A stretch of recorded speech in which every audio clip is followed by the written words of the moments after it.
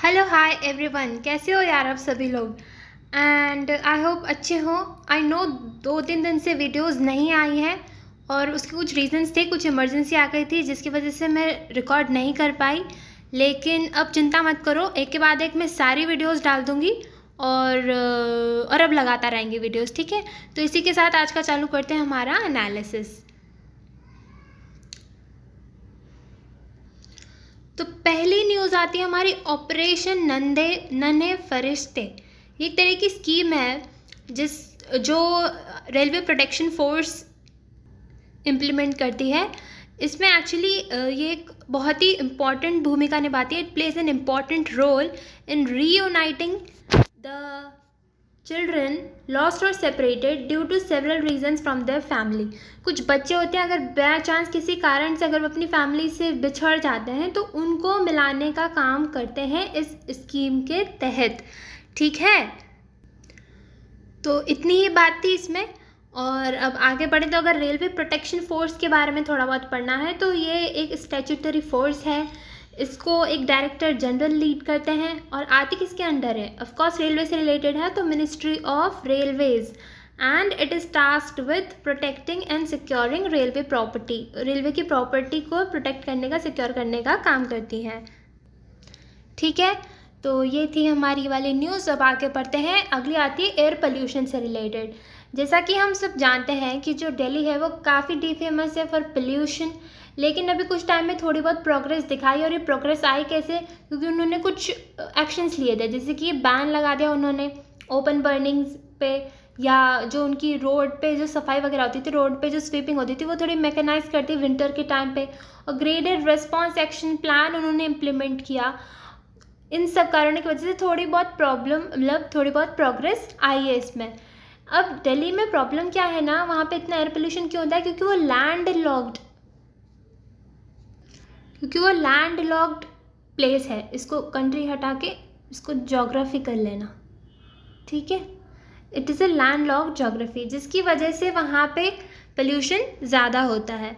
वहीं पे अगर हम मुंबई की बात करें, मुंबई एक कोस्टल सिटी है और वहाँ पे उसका एक ये एडवांटेज मिलता है क्योंकि वहाँ पे सी ब्रीज चलती रहती है, विंड रिवर्सल चलता रहता है, तो वहाँ पे ऑटोमेटिकली क्लींजिंग होती रहती है, ठीक है। वो उसका एक एडवांटेज है।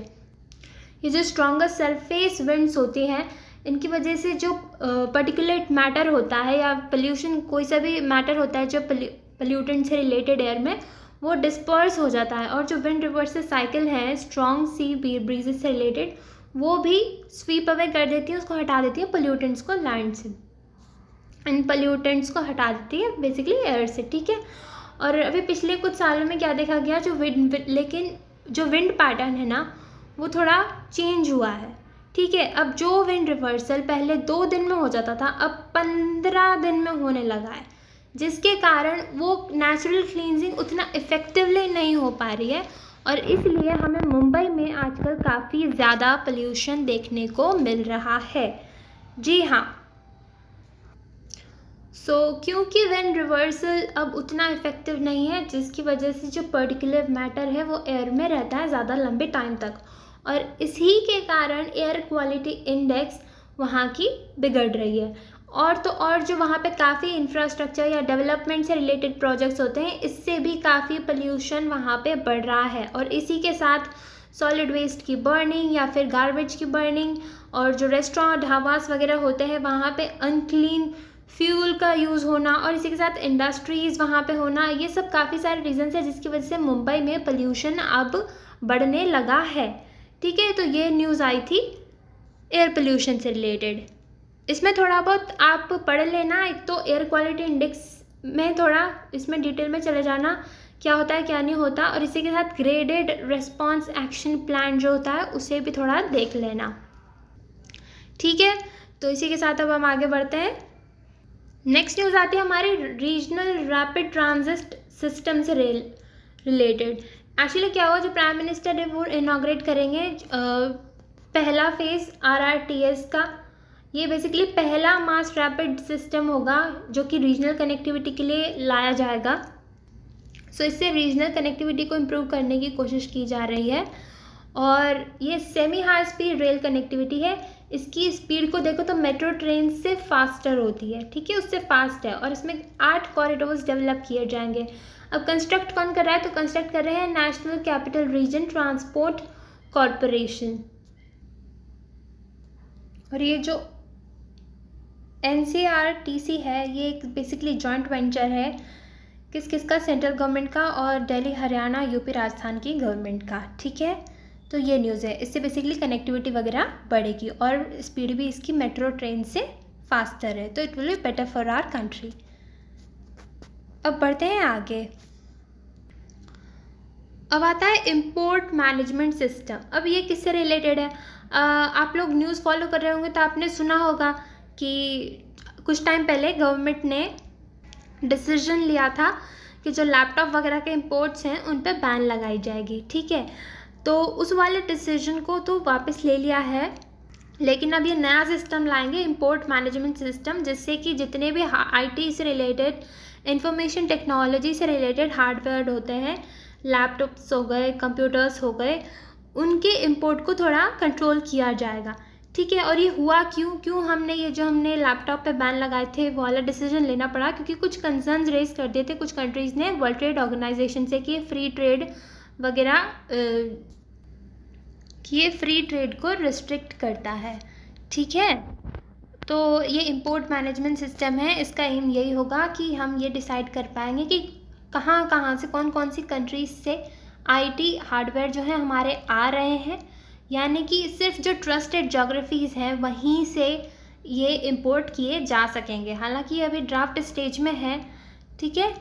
अब ये लाया क्यों गया है, तो देखो हम सभी जानते हैं कि चाइना से हमारे काफ़ी इंपोर्ट्स बढ़ते हैं, तो उनको कम करने के लिए, क्योंकि थोड़ा सिक्योरिटी इशू भी रहता है, तो China is certainly not one of the trusted geographies. तो आई थिंक ये इसलिए इम्पोर्ट मैनेजमेंट सिस्टम जो है वो हेल्प करेगा कि ये जो इम्पोर्ट्स हैं थोड़े रेगुलेट हों, और इससे न्यू सप्लाई चेन्स बनेंगी। जब कुछ जगह से ये वाले लैपटॉप के इम्पोर्ट्स वगैरह आने बंद होंगे, तो कहीं नई जगह से हम लेने स्टार्ट करेंगे, नई सप्लाई चेन स्टार्ट होंगी, अपने हमारी खुद की कंट्री में मैन्युफैक्चरिंग वगैरह को प्रमोशन मिलेगा, तो वो भी एक इसका रीज़न है। और उसके अलावा साइबर सिक्योरिटी से रिलेटेड भी रीज़न है ही, ठीक है। अब आगे बढ़ते हैं, नेक्स्ट आता है हमारा चाणक्य डिफेंस डायलॉग। ये एक तरीके का बेसिक डायलॉग है जो कि इंडियन आर्मी लाएगी। इसमें होगा क्या कि एक तरीके का प्लेटफॉर्म टाइप होगा जहाँ पे हम डिस्कस करेंगे बेसिकली जितने भी जो भी सिक्योरिटी से रिलेटेड मैटर्स होते हैं वो बेसिकली यहाँ पे डिस्कस किए जाएंगे। एक तरीके का रेगुलर फोरम होगा जहाँ पे काफ़ी सारे एक्सपर्ट्स, कुछ top minds from the global defence and strategic sectors यहाँ पे लाएंगे और बेसिकली यहाँ पे एक्सचेंज किया जाएगा, चीज़ें डिस्कस की जाएंगी उनकी सिक्योरिटी से रिलेटेड या स्ट्रैटेजी से रिलेटेड, डिफेंस वगैरह से रिलेटेड, हम कैसे सिक्योरिटी वगैरह बढ़ाई जा सकती है, कैसे हम बेटर हो सकते हैं स्ट्रैटेजिकली, ठीक है। और बेसिकली इसमें इंडियन आर्मी जो है वो कोलैबोरेट कर रही है एक थिंक टैंक से, क्लॉज नाम के। इसकी फुल फॉर्म क्या है, इसकी फुल फॉर्म है centre for land and warfare studies, ठीक है, इस इवेंट को ऑर्गेनाइज कराने के लिए। और कुछ नेशंस से यहाँ पे एक्सपर्ट्स भी आएंगे जैसे कि ऑस्ट्रेलिया हो गया, फ्रांस हो गया, जापान हो गया, US हो गया। और ये 2 दिन की कॉन्फ्रेंस होगी, ठीक है, ये 2 दिन की कॉन्फ्रेंस होगी, ये याद रखना। तो इतना ही था बस इसमें ये याद रखना है कि एक तो सिक्योरिटी से रिलेटेड और डिफेंस वगैरह से रिलेटेड जो है इसमें डायलॉग्स एक्सचेंज होंगे और इसका नाम क्या है, Chanakya defence dialogue. Very simple, and that's all for today. I think you like the session of today, and I'm really sorry जो बीच में 1-2 दिन का गैप आया उनको I will cover, I promise, and आगे regularly आएंगी videos, so do not worry about it. And yeah, that's all for today. Thank you so much. Have a nice day.